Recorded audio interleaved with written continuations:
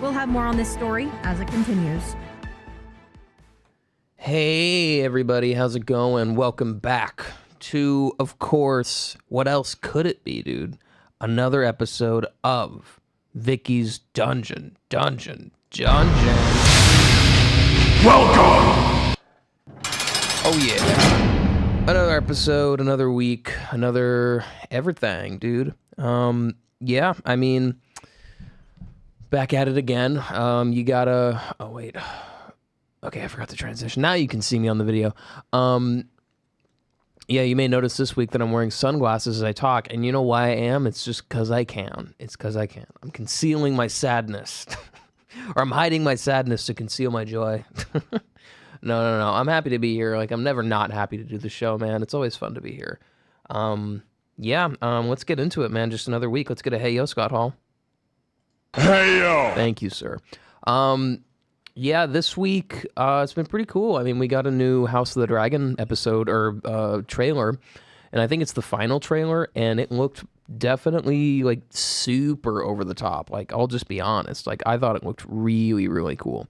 I remember the directors talking about how the new season of House of the Dragon is just going to be crazy, just over the top, like, utter insane, just constant action and just everything. And, just seeing the parts of the Battle of the Gullet and all this stuff just made me go, you know what? They're probably going to deliver, at least on that end, at least with the Battle of the Gullet. I don't know about the rest of the season. I mean, obviously the rest of the season isn't just going to be nonstop action.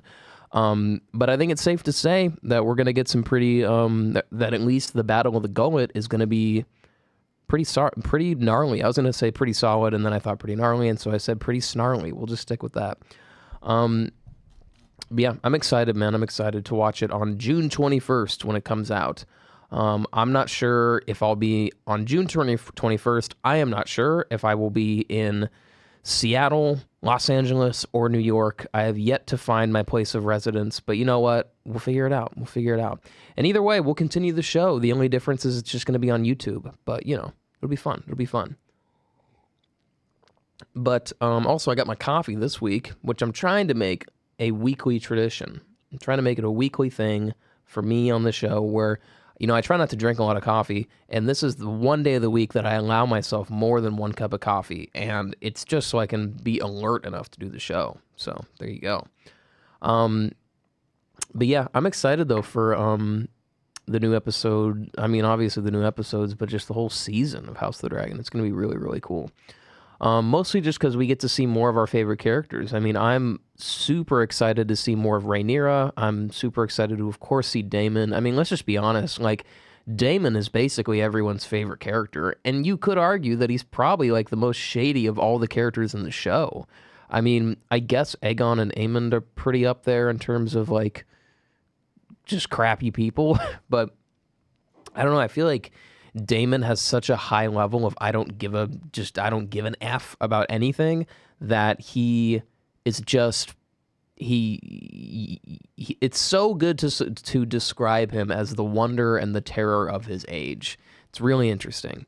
But I'm excited to see him more for sure. And I'm always curious to see what they're going to do next for the other House of the Dragon, or just Game of Thrones in general kind of spin-off shows or movies. I know they're doing the Aegon the Conqueror movie, but I'm not sure what other TV shows we're actually going to get. I mean, I know there's stuff in development, but I don't know exactly like what we're going to like get 100% outside of, more Dunk and Egg and the Aegon show or the Aegon movie. I'm not really sure what we're going to get. And we do got one more season of House of the Dragon after this one, so I'm, of course, looking forward to that. I mean, every new episode of the House of the Dragon, man, I'm just looking at my TV right as it's about to start, and I am just screaming with excitement. It's to the point where, whoever's in the room with me is like, Say it, don't spray it, brother. Dang. I need a towel now. Like, that's just how much happiness, that's how much just tears are flowing from my eyes as a new episode comes out. Oh, that's stupid. But I'm excited, man. I'm excited. I really want to see the I really hope that the Mad King play about Robert's Rebellion that they're doing in London gets brought to the U.S. That'd be really cool. You know what? One of the deciding factors for me to maybe move to New York City is if they bring that play to New York. Because if they bring that play to America, they're of course going to bring it to Broadway. Like, where else would they bring it? You know, what's more over the top of the debut than Broadway? You know, I'm just going to say it, man. I'm just going to say it. You know, I remember they also did a Lord of the Rings musical on Broadway for a little bit, and that's pretty interesting. I heard it was not great, but you know what? At least they tried. I mean, a lot of people forget that in the books, there's a lot of songs. There's a lot of songs. I mean, I wouldn't call the books a musical, obviously, but there's a lot of songs. And yeah, I mean, I really want to see the Mad King musical. Or it's not a musical. Don't do a Game of Thrones musical. You can't. It's too gritty, man. The only way you can do a Game of Thrones musical is if you want to do a parody of it. If you're gonna do a musical of Lord of the Rings or The Hobbit, like, you can honestly kind of get away with it, because of just how kind of cozy and kind of what's the word? It's very cozy, colorful. Just, you know, it's good for the whole family, and that's not meant to denote it at all. But because it's musical and it has that kind of vibe to it as well, the books, speaking purely of the books, you could make it into a musical. But Game of Thrones, it would be really hard to. But anyway, I really want to see that play of the Mad King, because that's an era in the history of Westeros that we don't have. I mean, we know the basic, like, plot points. We know all the plot points of what happens during Robert's Rebellion. We know that. But outside of that, there's not anything written about that time other than the history on it and what the characters that have survived into Game of Thrones say about it in the past tense. Like, we don't have anything written that takes place during that time. So and now, I mean, I know it's not written by George Martin, but I know that the play itself does take place, of course, during that time. So I really want to see it just for that reason. And hey, man, bring it to Broadway. Bring it to Broadway. Will I travel to New York if I don't live there to go see it? Honestly, I'd consider it. I've been there once before, and it's pretty cool. I would go back just for that. Why not? Why not, man? I mean, I miss Manhattan, not gonna lie. Kind of miss Brooklyn a little bit, but Manhattan, dude, that's where it's at. Manhattan is where all the action is. And you know what? Brooklyn's really cool. I think I was just staying in, like, kind of a crappy part of it. But Brooklyn, it's cool. I like Brooklyn. Anyways, what else was I going to say? And I'm really excited for the new show, man. We got to do we got to get another season of House of the Dragon. And it sucks that we're probably going to have to wait another, like, 1.5 to 2 years for the next season to come out, which is a bummer, but hopefully it'll be worth the wait. You know, I mean, I think everybody was just dogging on House of the Dragon too much on season 2. I think it's just unfair for people to be like, oh, it was terrible, it was awful. I hated the fact that basically the general consensus on House of the Dragon season 2 was, it totally sucked. When it really didn't, man. I thought it was pretty good. Honestly, I would label it as pretty good. That's how I felt at the end of every episode. And did I love it? No. But there were parts of it I really liked. And just, yeah, I thought it was pretty cool, though. But with the new season, you know, I'm looking forward to seeing it. But honestly, at this point, I think, and I don't think I'm the only one thinking this, like, there's just a part of me that feels that. I think that even if this season sucks and the bulk of next season sucks, I will still be firmly looking forward to seeing the Battle of the God's Eye be brought to life on the big screen, man, or just, you know, live action CGI. I want to see the Battle of the God's Eye. That's arguably the most, like, impactful, just I don't know, like, there's a lot of duels in literature that, of course, are incredible. You know, you got the, I mean, I'm strictly just talking movies, but you got, you know, in movies, you got Aragorn versus Lurtz, which is a really cool duel. You, of course, have all the Star Wars ones. You have, like, the Ridley Scott duelist movie. You have a bunch of stuff. You have all the classic samurai movie duels and all this stuff. But if there's one that, and, you know, I mean, it might be, like, maybe not a lot of people love this mentioning of it, but bringing in the Harry Potter magic duels, those are really cool, I think, at least. Also, the Pirates of the Caribbean sword fights are really, really cool. There's a lot of really cool over-the-top duels in movies. And also, cowboy, I don't need to, you know, label all of them or bring them all up. But if there's one duel that's being brought to screen that I hope stands up there with the best of them, not because of it being hopefully adapted really well, but also of its sheer uniqueness. It's the duel between Daemon and Aemond when they ride their dragons. You know, we haven't seen, I mean, we've seen like a dragon fight, I think. I mean, we have with the with season 2 with Aemond and Maelys, Aemond on the back of Vhagar going against Rhaenys on the back of Maelys, and then Aegon was just kind of there with Sunfire. But we haven't seen, at least in my opinion, like a proper one-on-one dragon rider versus dragon rider. Like we haven't seen like a proper duel yet. And that's why I'm so excited for it. Not just because it's a proper duel, but in the history of all the Game of Thrones books and histories and just all that stuff, all the books, all the lore, everything, the most incredible one-on-one fight is Daemon on the back of Caraxes going against Aemond on the back of Vhagar. And I'm super excited to see that. And it's also a pretty big moment in the history of Westeros because Vhagar is, at this point in the history, the last living creature to have been alive during the time of Aegon. She was not alive during the time of Valyria, the ancient empire that Aegon descends from. His dragon Balerion was. But Vhagar was alive during the conquest, of course, of Aegon the Conqueror, and was alive up until the end of the Dance of the Dragons. And so what's so cool about Vhagar is you see that dragon in the show, and you think about all the incredible history of that dragon, and it's a pretty big moment when Aemond, I guess, technically loses that fight on the back of Vhagar, and when Vhagar dies, like that's the last living thing from the time of Aegon's conquest. So officially, when she dies, like there's no being with any living memory of that time, which is really interesting. It's really cool. But I'm excited to see it, man. I'm excited, and I mean, we don't really have any new word or update on the Winds of Winter. I've heard some people talk about it being possibly, I've heard some people suggest that it could be split into 2, and maybe that would be a wise thing to do, because I think George Martin has said that one of the main reasons why he's just struggling with this book and why he has been and still is struggling with this book is because so much is happening in it. And I don't think that's by pure artistic preference. I don't think that's him choosing to go, hey, I want this book to just be huge and that's it, when all the others just happen to be smaller. He's like, no, like one of the main reasons I'm struggling with so much of this book is so much of what's happened in the last 5 books, the first 5 books rather, so much of what those have been leading up to all pays off in this book. And not only that, but so much of these plot lines are going to start interweaving with each other too. So you have these 2 big obstacles, big challenges, where it's not only going to be the next book, but he also has to have a book where he has to make it work, where all these big plot lines need to pay off and work with each other at the same time. And Game of Thrones, if you haven't read the books, if you have read the books, you'll know, or if you're just briefly aware of them, you'll know that they're written in a structure where there's no main character. It's individual plot lines of all the major characters of the story. It's like if Lord of the Rings wasn't, for the most part, written from like Frodo and Sam and then Aragorn's kind of party.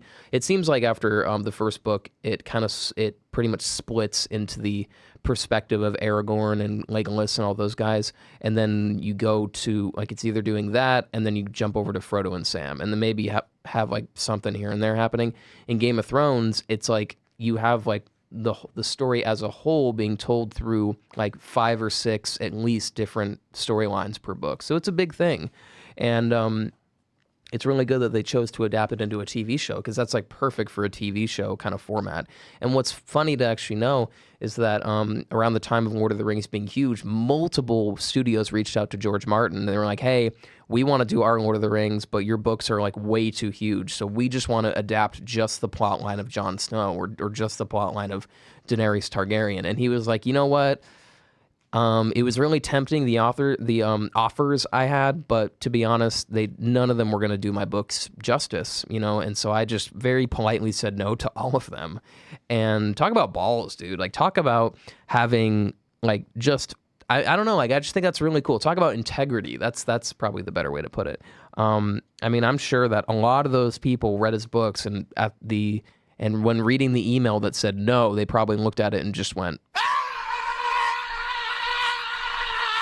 Like, I mean, I wouldn't blame them, but it works so much better as a TV show. So, and that's obviously not a hot take to say, but I've heard people say that he should just split it into two, and he should release part one. And because he has said that he's, I think he said he's 3/4 of the way done with the book. And so I've heard some people say, hey, he's already 3/4 of the way done. So if that means that the first half of it is done at least, then why doesn't he just release that and we'll just have a part one? Like, he's already said that it's a huge book that's like bare minimum 1,500 pages. So if he just released the first half of it, that would basically be the same length as the first book, and it would just be kind of an average. It'd be an average Game of Thrones sized book. Why doesn't he just do that? And you know what? If the case is that he has the first half done, then I am all for that. I don't think that's a bad idea personally.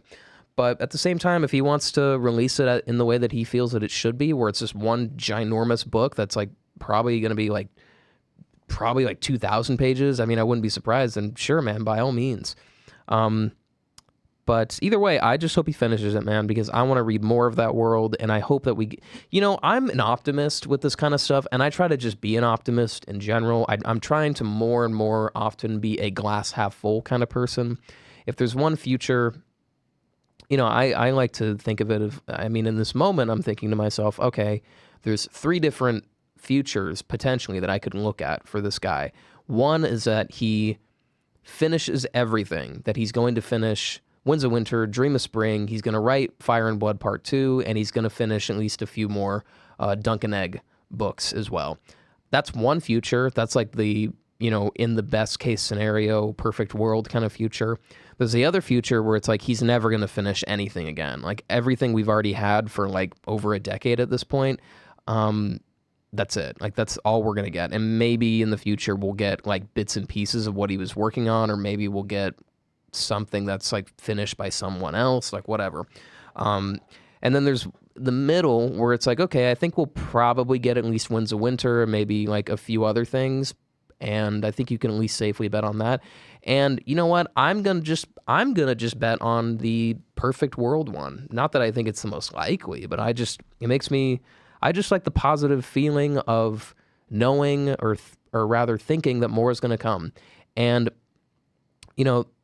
if it doesn't happen and the worst happens and he doesn't finish anything, then honestly, is that such a big deal? Like, is it really I don't really think it is, because I understand why some people would be like, okay, he owes it to his fans to finish his books. I understand that. And I personally would love it if he finished his books. But at the same time, I think it's worth recognizing that I don't think George Martin anticipated at all for these fantasy books to become the global phenomena or whatever that they did. And you know what, man? If he doesn't want to finish them, I'd rather him finish them. But at the end of the day, I heard somebody say it's his art. It's his thing. And if he doesn't want to finish it, then I don't think he really owes anybody anything to finish it. It's not like he was writing these books in the first place to kind of give entertainment to fans purely. He was writing them because he grew up reading Tolkien and, all those guys and all the famous fantasy authors. And that was one of his dream projects as an author. He's like, I want to write my own Lord of the Rings.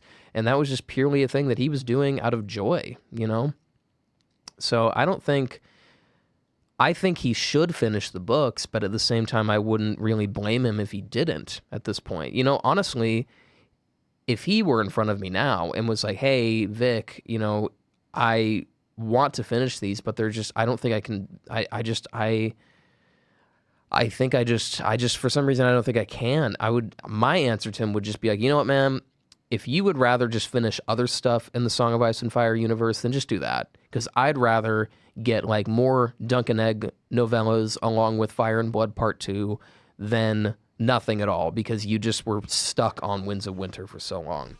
And that's just me talking. You don't have to agree with me. Of course you don't have to agree with me. But I don't think I feel like just I feel like just the fact that it's already one of the greatest fantasy book series ever written, and it's not even done yet, is enough to the point where he deserves credit, whether or not he finishes it.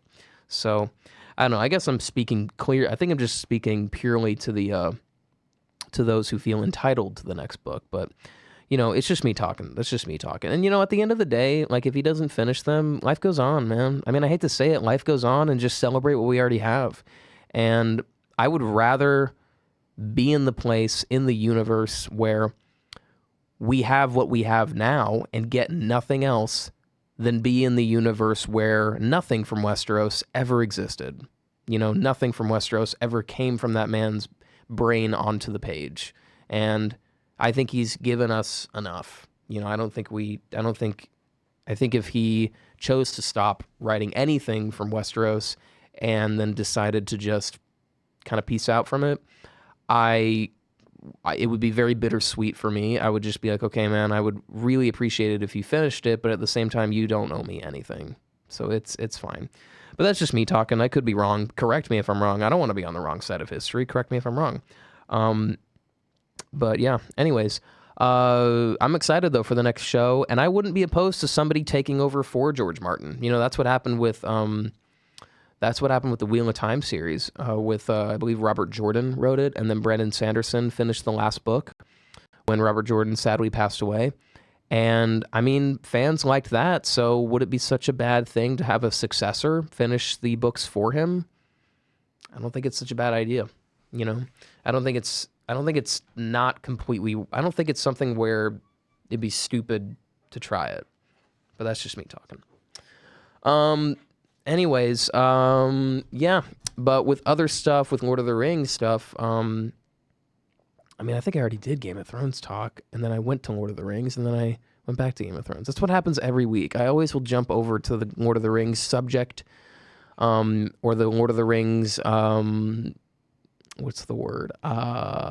Segment, and then I end up just circling back to Game of Thrones. But you know what? That's just because I love Game of Thrones, man. It's an amazing universe. And Tolkien's really cool too. I've heard rumor of people, of certain studios, I don't know which ones, that are trying to adapt the Silmarillion further than they already have. Because I know Amazon has adapted parts of it, but they didn't get the rights to the Silmarillion, so they had to kind of figure out other ways to adapt parts of the book, hence the timeline condensing. At least I'm pretty sure that's what it is. I haven't really watched that show. I watched like the first 2 episodes and I went, you know what? I'm good. This show certainly looks expensive, because it's like the most high budgeted show of all time, but I'm just not loving it, if I'm honest. But you know what? There were cool parts of it. I will say that. I thought the guy who played Sauron was really cool. I thought the guy who played Gil-galad was cool. I sort of liked what Numenor looked like, although to be honest, Numenor is one of those locations in the Lord of the Rings universe where, to me at least, as I've gotten older and gotten more into, I think just like as I've gotten older and more accustomed to a world where you just have endless content, I yearn for the days, and I've talked about this before on the show, I yearn for the days when there was a lot less content, and therefore the things that you wanted to be adapted into films but just couldn't, you were left with just the material itself. And it made the material so much more compelling. And like I remember when I was a kid and all we had was the Lord of the Rings movies. Like we just had the trilogy. That's it. And it's weird to say that, like, that's all we had. That's it. When now you have the Hobbit trilogy, you have the Hunt for Gollum getting made, you have the Rings of Power show, and you have also the like Rohan animated movie that came out. You have the video games. You have all this stuff with Middle Earth. And when I was a young kid, when I was like 7 or something like that, all we had was the trilogy. That was it. And I remember going on to, like, I think it was like Lord of the Rings wiki. It was like one wiki to rule them all or something like that. And I mean, I didn't know the Silmarillion existed or anything like that. I thought we just had the books and that was it, like the trilogy. And I remember just reading all the stuff on the character backstories and reading about Melkor, or when he becomes Morgoth, and reading about all the ancient history and lore of Middle Earth that I had no idea existed. And because it wasn't like a movie or a show or game or anything, just purely what it was in my imagination, like I just loved that sense of wonder it gave me. And, that's not meant to denote anything that's been made outside the movies. Like, I love aspects of a lot of those things. But what I'm getting at, though, is when I think about, an example from the TV show, for me at least, like when I brought up Numenor, it's one of those examples where when I read the description of Numenor, it was something, at least in my head, that was so grand, so vast, so over the top, just like the pinnacle of humanity kind of level fantasy city, that when I first saw the images of Numenor for the Lord of the Rings show, don't get me wrong, I think the exterior of it, and the inside of the buildings look really cool, especially the outside of it. But I remember seeing it and thinking, that looks really cool, but I expected something so much more grand and over the top. And then I kind of realized while looking at it, I just went, you know what? I have a really abstract image in my head of what Numenor looks like. And because of that, I don't think there can be anything that's more specifically created that has a very specific design to it that could match up to my expectations. And I'm not saying it needs to be all about me, but I look at those moments in my life and I go, you know what? I think we should leave some things to kind of just grandeur. And I'm not sure why I started talking about this, but regardless, I would be fine with it if they just didn't really adapt much more of Middle-earth. Honestly, I think it was kind of perfect that we just had the 3 Lord of the Rings movies, and then the Hobbit movies were there. They weren't amazing, but they were fun. And honestly, if it just kind of stopped there, I'd be fine with that. I'd be totally fine with that and just kind of enjoy the books and the lore and everything from there. But that's just me. I have the option to not look at it, or not, consume other, media and stuff like that. But anyways, pretty interesting though, man. Pretty interesting. And I still want to get that Minas Tirith set. It's my least favorite of the 3, but I still want to get it, man. I still want to get it.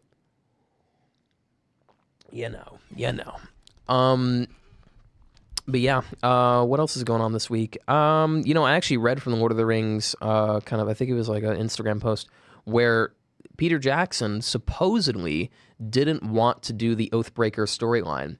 He didn't want to have the storyline of Aragorn, Legolas, and Gimli going into the deep mountains of Gondor and finding the Oathbreakers, which are these group of kind of ghost warriors in purgatory. And they were cursed never to rest until they fulfilled their oath, which they broke to Isildur in the I believe it was the War of the Last Alliance. He came to these to the mountain men, like the mountain dwellers, and asked for their help so they could join the cause to defeat Sauron. And they said no, they don't want to. So he was like, I curse you, and to never rest. Like, when you guys die, you will never go to the great beyond. You will remain here as ghostly spirits on earth, and you will never rest until your oath is fulfilled. And I think by oath he meant that until a king of Gondor comes to ask of your help in the future, when that happens, you must say yes then. But until then, you are not allowed to rest. That's your punishment until you fulfill the oath. When the king comes to call.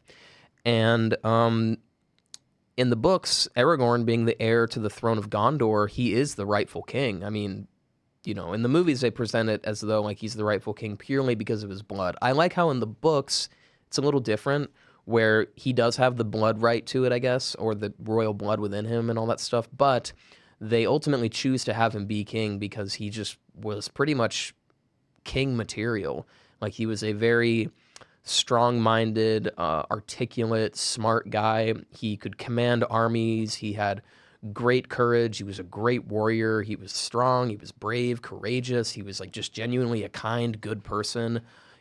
All this stuff. And he was also commanding armies that won decisive battles in the war for Middle-earth, and he got the Oathbreakers to help stop the Corsair ships and all this stuff. And all of that combined with the fact that they didn't have a steward of Gondor anymore, and I'm pretty sure Faramir didn't want to take up the helm of steward. They were like, you know what? Maybe we should restore the kings of Gondor, and this is the guy. Not only is he perfect king material, but he just so happens to be the heir of Isildur. And in the books, because he's king, And in the movie too, the Oathbreakers choose to obey him. I'm not sure if in the books they're reluctant like they are in the movie, but in the movies they ultimately choose to fight with him, and he brings all the ghosts directly to directly to Minas Tirith during the battle of the Pelennor Fields, and they come in and save the day. And you know what? It's in probably my top 5 favorite moments of the Lord of the Rings trilogy. Like, it's definitely up there. And turns out Peter Jackson, supposedly wasn't a fan of that storyline from the books. And in the books, it's a little bit different, where he just brings the Oathbreakers to scare the Corsairs off the Corsair ships so that the Corsairs wouldn't attack Minas Tirith. And then they use those ships to have the reinforcements from other Gondorian cities get on the ships and come to Minas Tirith, and that's and that's how they save the day. But in the movies, I hate to say it, it's one of those changes that I personally think is better than the books. That in the movies, instead of getting reinforcements from other Gondorian cities, Aragorn, Legolas, and Gimli get this army of ghosts to attack the Corsairs. They steal the ships. They come to Minas Tirith, and they jump off the ships, and they charge into battle with this army of ghost warriors behind them, and it's so cool. And I love how they just glow green, like kind of the very classic, like old, like kind of retro fantasy looking ghosts, where they have that kind of like glowing green look to them. I love that so much. But he didn't want to. I guess he thought it was a little too over the top, and you could disagree with that for sure, but I'm not sure I would be with him on that. I would just be like, dude, like, your plan to bring them to Minas Tirith and attack, the orcs from there, that is such a cool idea, man. And to have nobody but the king of Gondor, the heir to the throne of humanity, lead this army of ghosts, like, fulfilling their oath and getting redemption by attacking the forces of evil, like, that's so cool, man. And he's leading this army to save the day. Like, that's so cool, man. I would just be like, Peter, I'm just going to be honest with you here, man. First of all, big fan of Braindead. Love the movie Heavenly Creatures. Love those 2 movies a lot. But dude, I would stick with this. I would stick with this if I were you. By the way, I'm a big fan. Oh man. That's what I would say to him if I ever got to meet Peter Jackson. I would just be like, hey man, like, I love Lord of the Rings, but like, also I love that movie Heavenly Creatures. Like, that is such a cool, interesting, dark, weird movie. Like, love it. Nobody talks about that movie enough. That's a great movie. It has Kate Winslet in it. I think it's her first movie role. And on top of that, it's just such a weird, dark, wacky movie, and it's so cool. I love it. And also Braindead is a great movie. It's a very over-the-top zombie movie from the 80s. Super cool. And it's also interesting to me that the guy who was known for making Heavenly Creatures and Braindead was the guy that they were like, this guy's going to adapt Lord of the Rings. I'm pretty sure at the time they were like, what? This guy? He made this super crazy, weird zombie movie. He made this really gnarly, over-the-top, weird murder story, surrealist movie about these 2 girls that are such good friends that they decide to like stay together forever by murdering one of their moms. And then the other various films he's done that I just can't remember. That guy's gonna do Lord of the Rings, okay. And then he ends up, him along with, of course, the whole team of people that work together to make those movies. Of course, it's still the greatest trilogy of all time. Like, I'm just gonna say it, man. I would say Lord of the Rings is probably. Star Wars is great. Don't get me wrong. I love Star Wars. I think it's freaking awesome, and I think it's just a really cool, really, really cool trilogy, and I'm a huge fan, of course. But I think Lord of the Rings I don't know. I don't know. I think it's also tough to compare those two because Star Wars, like episode 6 of Star Wars came out in, I think, like 1984, and the first one in 1977. And then you have Lord of the Rings, where the first one comes out in 2000, I think 2000. And then the second one in 2001, or no, 2001, 2002, 2003, I think. Well, either way, they're like way different, like in terms of just like technology available at the time. And keep in mind, the prequels to Star Wars were being made at the time of the Lord of the Rings as well.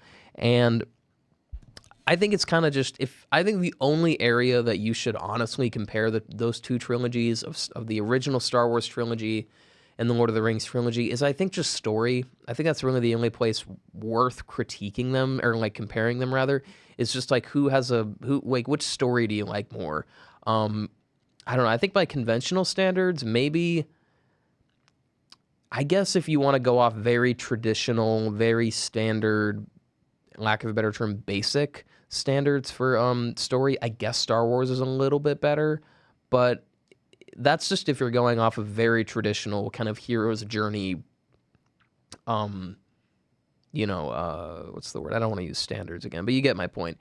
That's just coming off. If you're grading it based on that, then obviously, yeah. But if you're gonna just purely grade it off of like which one touches your heart more, which one utilizes maybe world building a little bit better, which one feels like a much more lived in world, which one has more probably like more compelling characters more so. Me personally, I would choose Lord of the Rings. I like the characters and the story of Lord of the Rings more, but I do like the world of Star Wars a little bit more. But that's just me. Although I will say Darth Vader, he's like in my top 10 favorite characters in like all of fiction is Darth Vader. And when I say Darth Vader, I mean including Anakin Skywalker. And when I say Darth Vader or Anakin Skywalker is like my favorite character, I mean from the sense like when I see his whole story, like his whole arc in all of the movies, all the first 6 movies, like his whole story is what makes him my favorite character in science fiction, at least, because I just love the kind of rise and fall and redemption of Darth Vader. And I love the kind of the Chosen One arc. I love so much that George Lucas is like, he is the Chosen One.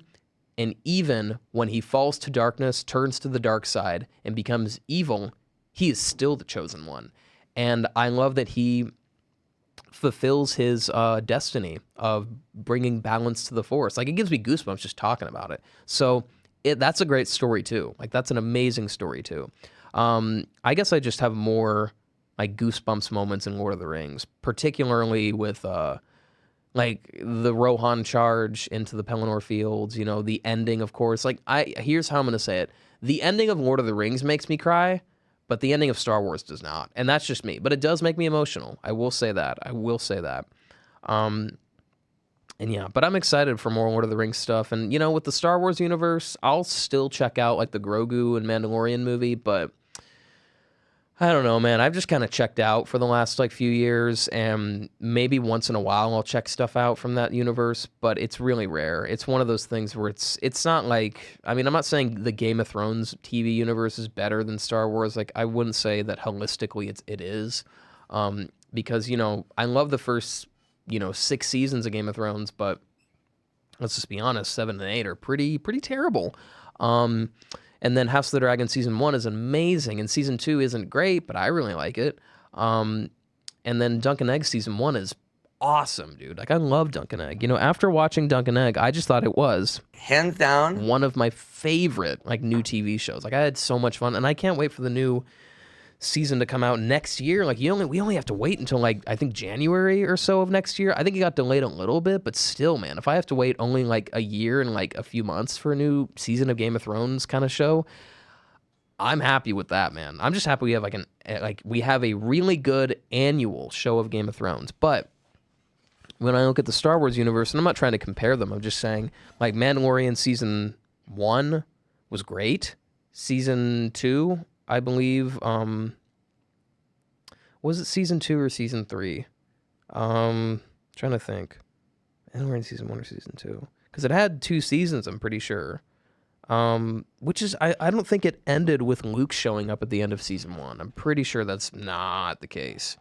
I'm just going to quickly look it up. I'm curious. Mandalorian Luke episode.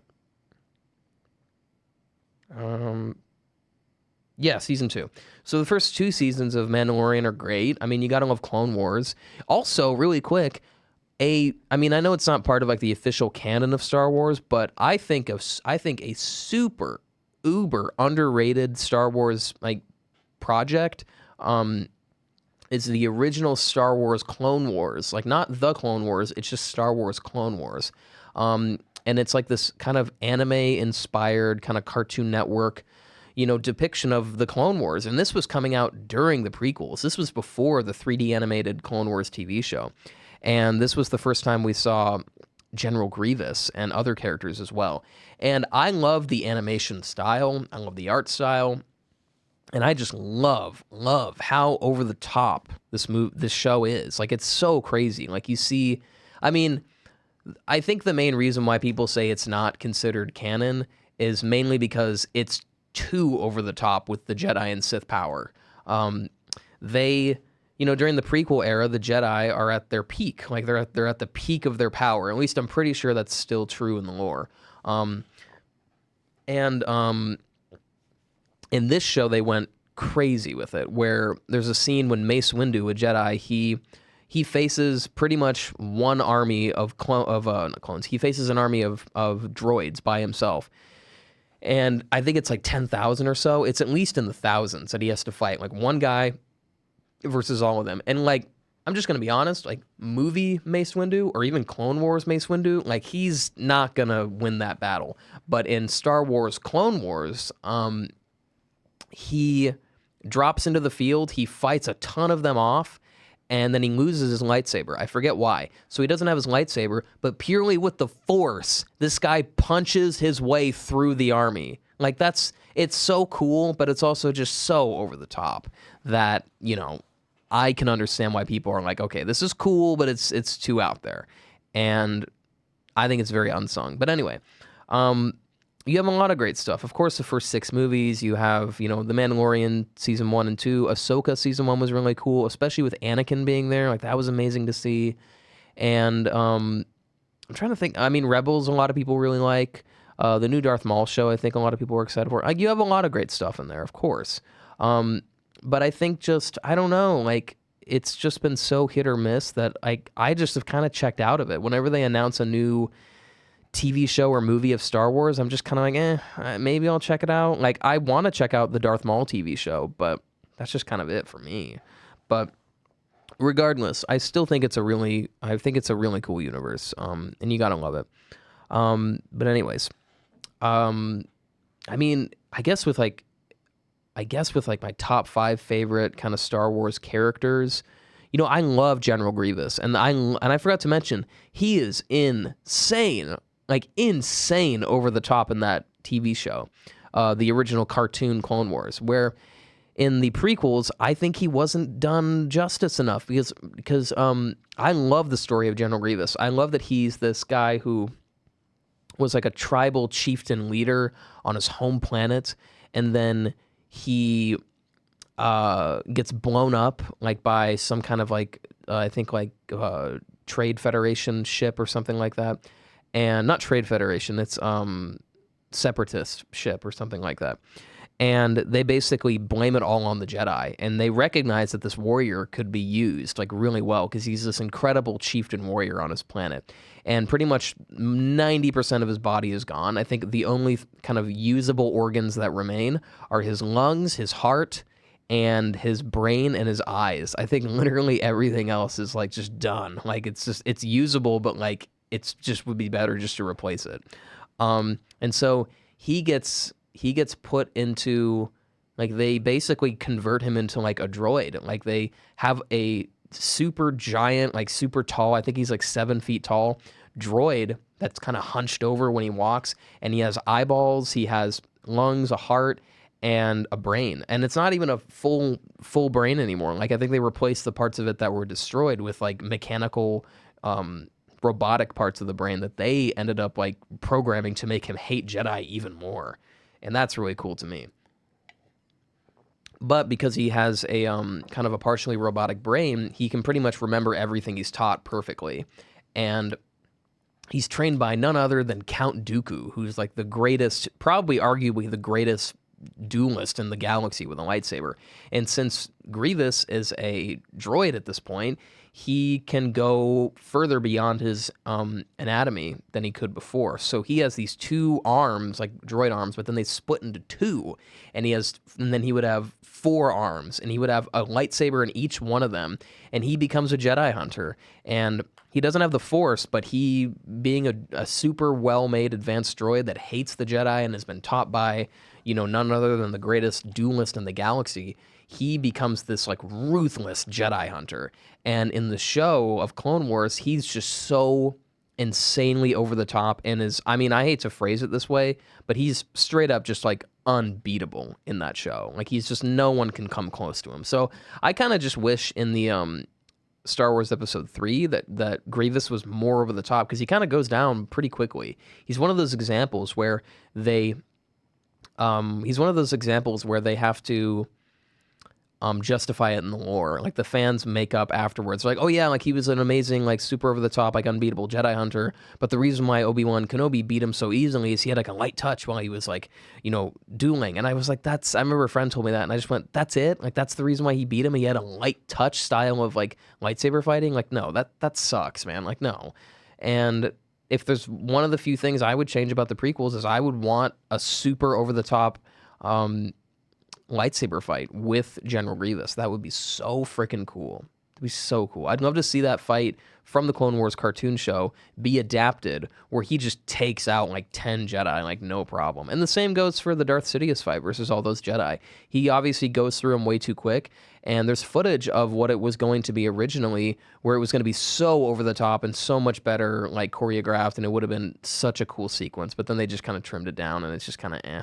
I like the fight between him and Mace Windu specifically, and I like the scene of, like, Anakin trying to save Palpatine and all that stuff, but just that first, like, chunk where he basically just takes out all the Jedi except for Windu really easily, like, it just sucks, man. It just sucks. I do like his, like, stupid, like, ah thing, like his, like, Sith battle cry that they call in the lore, and then does that stupid spin move at them. But you know what? It looks great. I don't care. It looks awesome. But yeah, anyways, I'm going to take a little break, and let's play some music. You know, I thought I would play some of the music from my band on the show. I guess you could say this is our, like, radio debut of my band. It's a band called Near Dark, and we'll play my favorite of the 3 songs we put together. This song is called Spire of the Shamans. I hope you enjoy.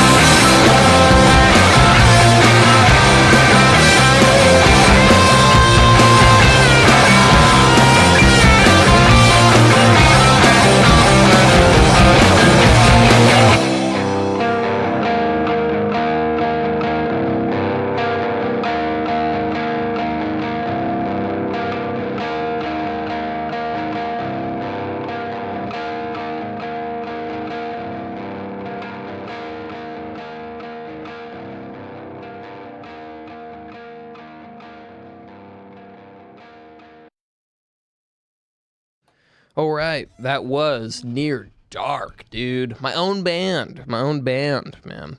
That was from our EP, just self-titled, pretty much. Yeah, that song was called "Spire of the Shamans." Hope you all enjoyed it. Yeah, dude. So, talking more about, like, I guess Star Wars stuff. You know, it's a pretty interesting, just overall universe. You know, it's so, like, I feel like it's so, and I'm talking about specifically the just kind of the reception that everything's been given over the last few years, because I feel like when episode 7 came out, which was so long ago, by the way, I was like, dude, you know how old I was when that came out? I was 14. And now I'm almost 25. Like, it's crazy, dude. It's crazy.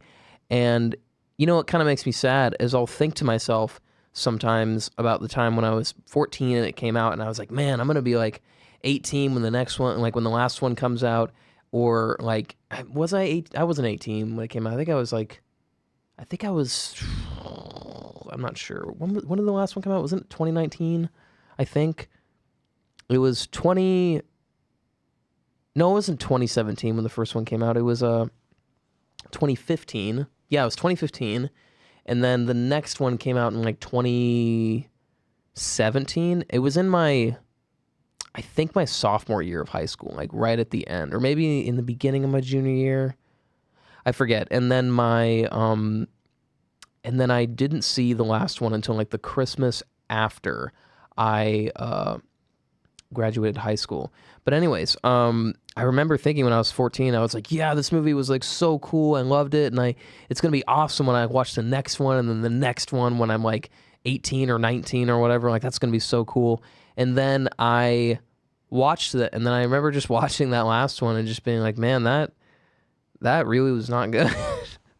I mean, I liked it. I liked it more than the Last Jedi, but you know, it's all right. I didn't love it. There's parts of that trilogy I really like, but I would say that for the most part, I wasn't a big fan. But that's just me talking. But it's such an interesting thing because we were so pumped for like all this new Star Wars stuff coming out, and then I feel like it was just really exciting for like a year or two.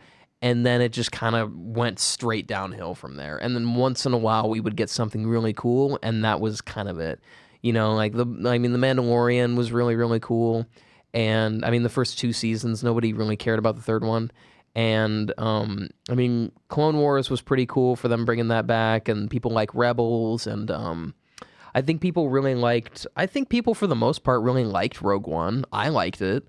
And, what else? But for me, the thing that just made me kind of lose, I wouldn't say all hope. It was just the thing that made me go, like, all right, you know what? I think I'm just gonna check out of this. I think I'm good. Was the Boba Fett show? Like, I was like, man, they cannot mess this up. Like a TV show about Boba Fett, like this, like it's the equivalent to like, it's like the science fiction equivalent to making a TV show about like Billy the Kid, or like, who's another like Wild West outlaw?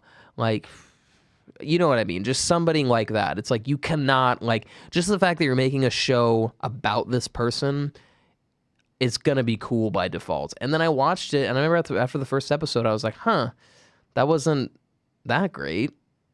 All right then.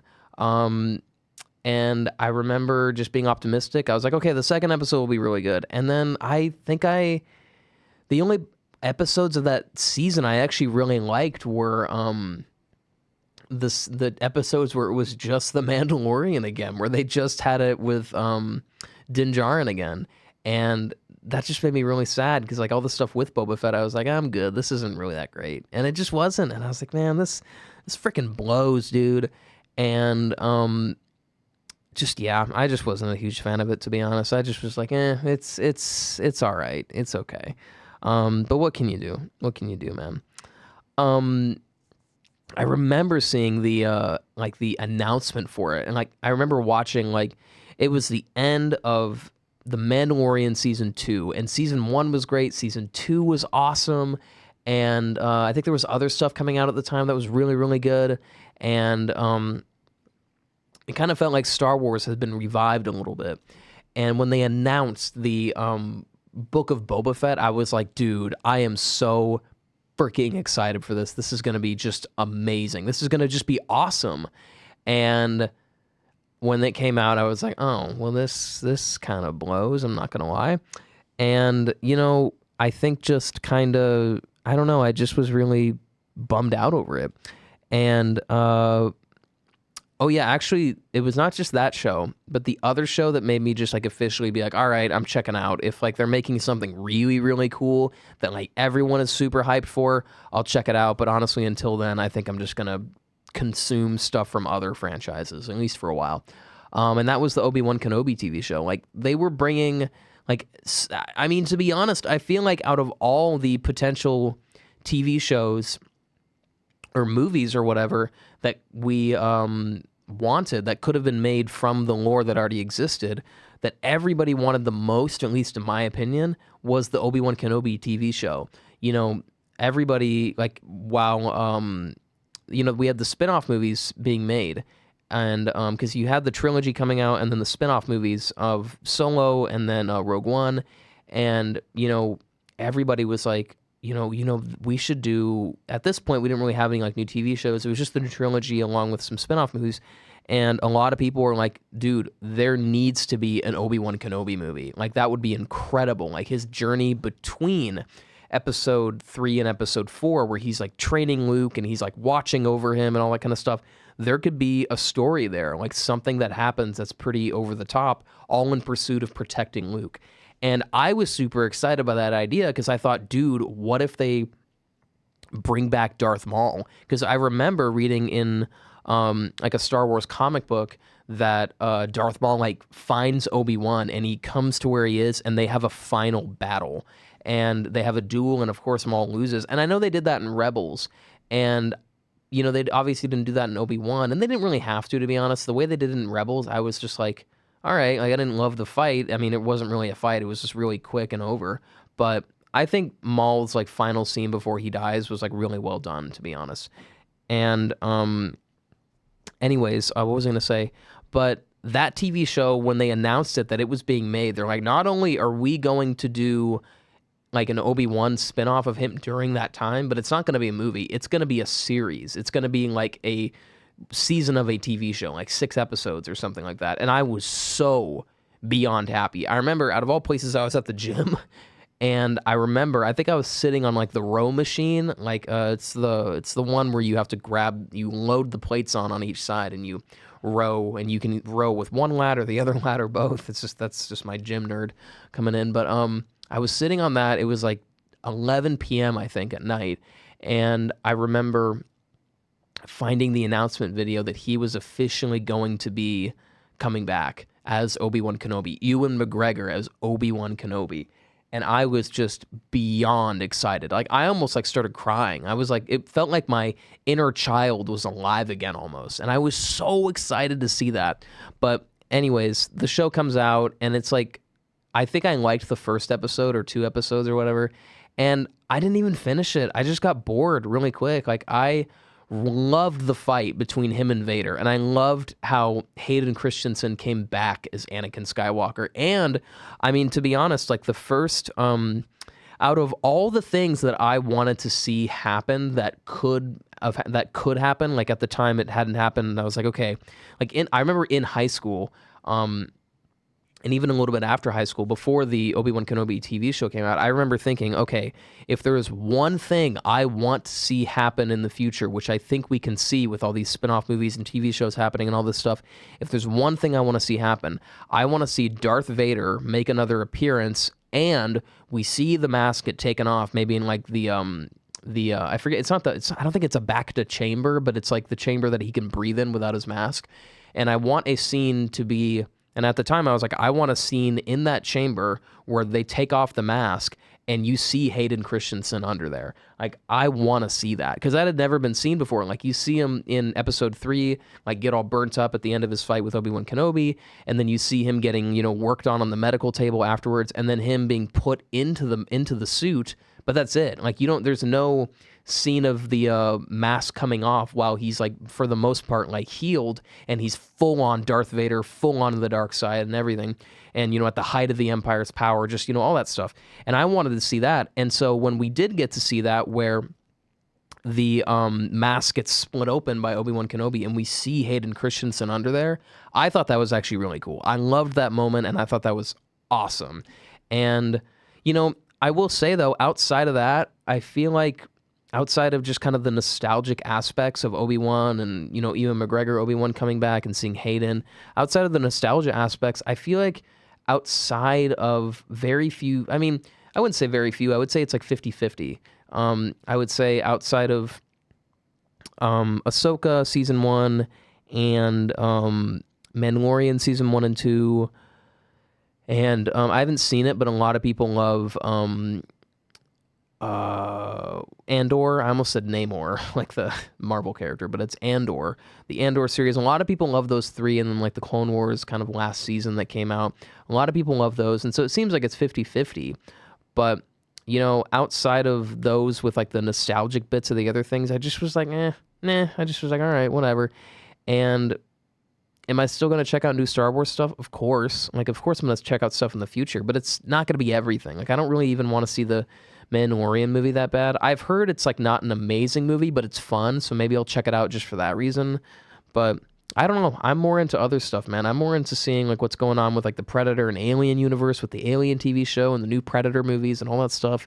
And I'm more into the Game of Thrones universe. Like, I'm much more excited for the Hunt for Gollum movie because it's like being done by Weta Workshop.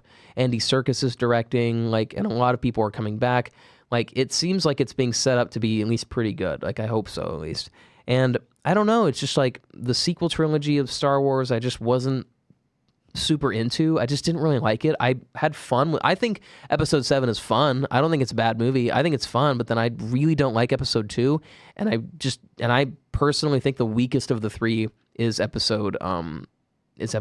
So Episode 7's great. Episode 8 is not great. And Episode 9, I would just say is just not. It's just I wouldn't really. I haven't watched it since it came out, and that's not because like it hasn't crossed my mind to watch it again. It's because I just genuinely don't want to. And the same goes for the other two movies. Like I think Episode 7's fun, but I just don't love it, to be honest. But anyways, and then so those three weren't great, and Mandalorian Season 3 I attempted to watch but just didn't really like it. And Book of Boba Fett I was super disappointed by, and the Obi-Wan Kenobi TV show I was super disappointed by, and just I don't know, it just was it's not that like we've only gotten crap since the sequels came out, or like only gotten crap since the first sequel movie came out.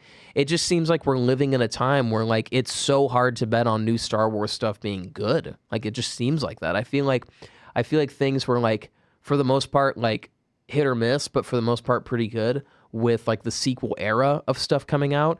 And then after the sequel movies finished, we got like one or two cool things here and there, and then it just kind of quickly dropped. And I feel like, I don't know, like I'm not saying we should give up all hope on it. I'm just saying I'm at the point where it's like, you know what? I love Star Wars, but I think I'm just going to take a break from this until it kind of revives itself again. And I'm going to focus on, like, I'm going to go to the Lord of the Rings world. I'm going to go to Game of Thrones world. I'm going to even maybe check out Star Trek. I haven't really ever gotten into that, but I'm interested. And, also just get more into other stuff, you know, and be selective about it. Cause you know, I can only take in so many things at once before everything just starts to become boring. But yeah, I mean, I would love to see that whole franchise be revived again. And I think it just needs to kind of, I mean, I'm not an expert in filmmaking or the film industry or anything like that, but I think just, I hate to say this. I really hate to give this very cliche possible solution, but I would say just listen to the fans, see what the fans really want, and take extra time to make sure the stuff you're making turns out pretty good. Like I would just really just chill out and honestly only release like maybe one new project a year. Like I wouldn't go any further than that. I would release like one new project a year and just purely give yourself extra time to make sure it's good and have it be a project that you know for a fact the fans want, you know? So I would just do that. And I'm not talking just like movies. I'm saying like also TV shows and maybe even go into the realm of video games again. Maybe even go into those too, because I know Star Wars has done a lot of awesome video games over the years. So, yeah. But anyways, I think I'm going to end it with that, and that was pretty much this week's show. And yeah, next week we'll be back at it again with rambling about more stuff. I'll make the show next week more structured. I'm kind of realizing that when I just ramble about whatever comes to my head, I quickly run out of stuff to talk about.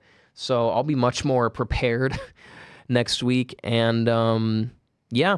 Well, I hope you guys enjoyed the show this week. I hope you guys enjoyed me rambling. I hope you enjoyed the song from my band. And I would say if there's any bit of advice I would give this week, it's, I was reading about how I've been really interested in reading about like ancient Greece and stuff like that right now. And I was reading about Alexander the Great, specifically his dad, Philip II, who does not get enough credit historically. I think he's a very much underappreciated, undercelebrated, understudied ruler in ancient history. But there was a part of this book I was reading on Alexander the Great that was there was this part where the kingdom of Macedonia that Alexander the Great came from and his father ruled over prior to him. The kingdom before his dad took over was just kind of this kind of collection of farmlands and mountain and kind of just highlands and stuff like that. It really wasn't anything special. And it also bordered a lot of the kind of quote unquote barbaric tribes to the north, because this was a time in history where like most of the kind of developed civilizations of the Western world were pretty much mostly in the Mediterranean purely, and not many were in the north. And so Philip II takes over, and he pretty much during his reign took it from being a collection of farmlands that were often raided by northern tribes and just largely seen as just insignificant compared to the other Greek kingdoms. He took it from that to being this like military superpower. Like in Philip II's reign, he went from what I already described it as being to, by the end of his reign, he pretty much was the undisputed ruler of all of the Aegean Sea kingdoms, like all of Greece, and pretty incredible, and turned it into like a superpower in the sense that he really took all the disadvantages of his kingdom and made it an advantage, and from a military point of view. And one part of it that just really stuck out to me was when they were writing about in the book, when it was talking about him trying to build his army, but realizing he didn't have the finances to equip them with the same weapons and armor and shields and all that as the other kingdoms, such as like Athens and Troy and things like that, the other city-states. I remember the sentence said I'm paraphrasing because I don't remember it exactly, but it was Philip did not have the finances to equip his soldiers with the same weapons and armor as the other states, so he decided to just change the rules. And I just loved that sentence alone. He decided to just change the rules.